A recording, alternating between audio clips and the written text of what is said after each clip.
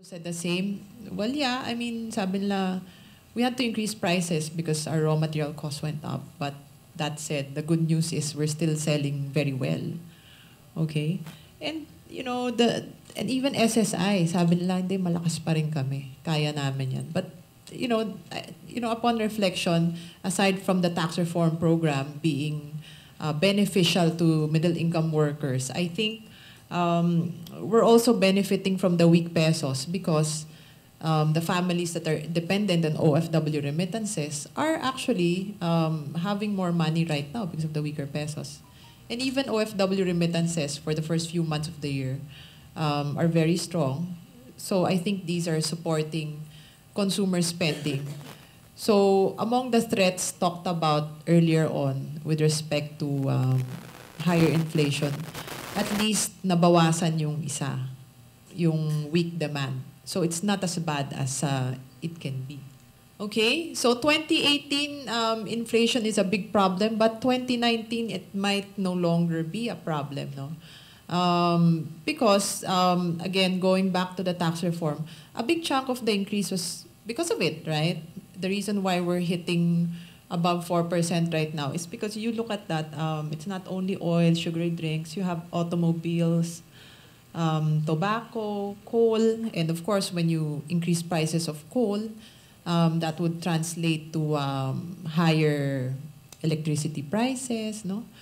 And of course, cosmetic procedures, but that's a very small chunk of spending, which not all Filipinos go through. Nevertheless, for 2019, the only increase in excise taxes will be on oil products. And the increase in excise taxes next year will be less than this year. So you will have less pressure on inflation from the tax reform program. The thing is, COL Financial was one of the first few brokerage houses that increased our risk-free rate assumption. So in other words, we were one of the first few brokers that said, hey, we're cutting our 2018 target from 9,300 to 8,700. And now, of course, with interest rates at 6.2%, people are asking us, are you going to cut your targets even further? One of the things we said is, we're not sure if we really need to, because think about it. Right now, our inflation is at mga 4.3%, could increase some more, but are you sure that it's going to stay there in 2019? If inflation next year goes back below 4%, then interest rates will also go down, diba? So that said, of course, valuations could go up again, diba?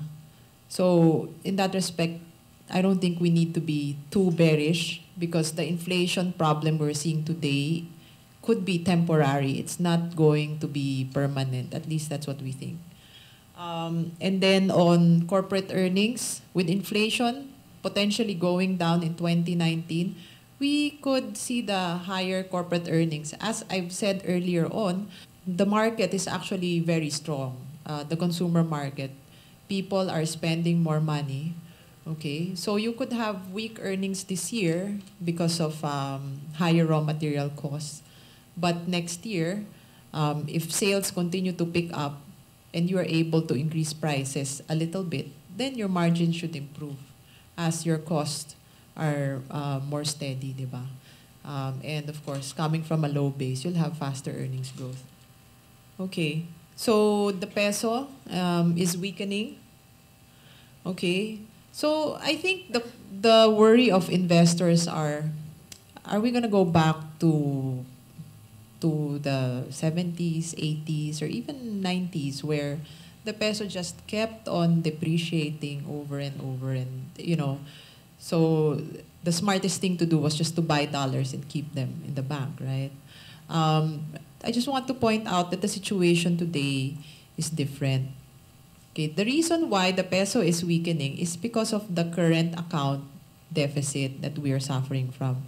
So if you can look at the chart on the left, you'll see that from a surplus Okay? Current account over GDP. From above zero, it's now below zero. Yan yung mga sinasabi lang twin deficit. Yan yung isang deficit, the current account deficit. So essentially, the current account is just dollars coming in versus dollars going out. We're now suffering from a deficit. That's one of the reasons why we have a weak peso. But then, I just want to point out the reason why we're suffering from a current account deficit this time around is because we are importing more capital goods or goods that are used for investment. So if you look at the chart on the right, we made a relative performance of total imports of the Philippines versus total capital goods imports. So capital goods is green and total imports is orange. So you will see that our capital goods import is overtaking total imports. Yes, we're importing more products, more consumer products for us to use. But at the same time, we're also importing products for investments, such as the build, diba? So in that respect, it's not worrying for me kasi these capital goods are very important to build our infrastructure. So one of the reasons why, if you remember the early 2000 to late 2000, 2009, 2010, 11, 12, no? The peso was very strong. It was because of this BPO revenues and OFW remittances that were very strong. And if you look at them here, you will see that hindi naman sila humina eh. Nandiyan pa rin sila.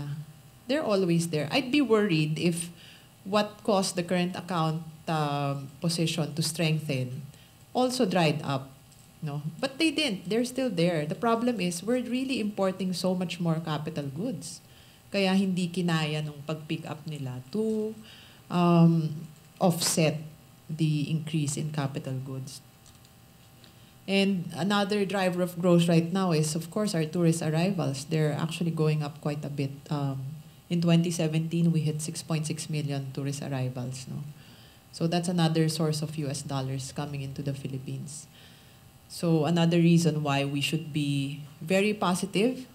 You know, maybe temporarily, yes, I will not say that the peso will not weaken. Yes, it will weaken. I agree that it could. But over the long term, are we going to see it weaken the way it did in the past? Na it was a perfect one-way bet. I wouldn't say that because, you know, eventually we will be attracting more foreign investments into the country. One of the reasons why we're not seeing a lot of investment is because we have poor infrastructure. So the WEF, they did a survey of competitiveness of 137 countries, and our rank is only 56. And if you look at the ASEAN region, actually, we're not very competitive. No, you will see that there are others that are more competitive, like Singapore, Malaysia, Thailand, Indonesia, Brunei, and even Vietnam.